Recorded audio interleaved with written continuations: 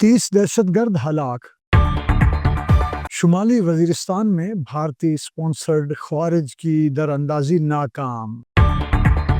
السلام علیکم، پیش خدمت ہے رپورٹ 89.4 سنو FM۔ میں ہوں فرحت عباس شاہ۔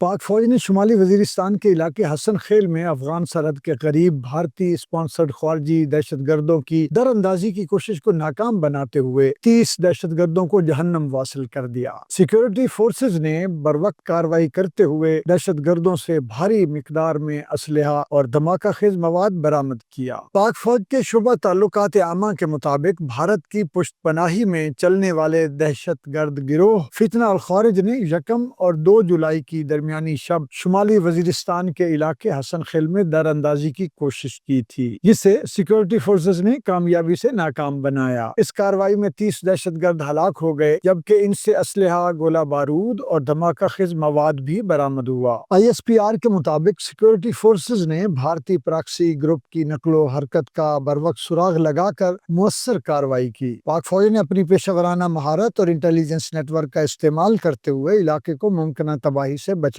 پاک فوج کا کہنا ہے کہ وہ ہر قسم کے خطرے سے نمٹنے کے لیے ہمہ وقت تیار ہے اور بھارت کی جانب سے پاکستان کے خلاف اسپانسرڈ دہشت گردی کے مکمل خاتمے تک اپنی کارروائیاں جاری رکھیں گے۔ سیکیورٹی فورسز نے افغان حکومت کو پیغام دیا ہے کہ وہ اپنی سرزمین کو پاکستان کے خلاف استعمال ہونے سے روکنے کے لیے مؤثر اقدامات کرے۔ پاکستان زندہ باد۔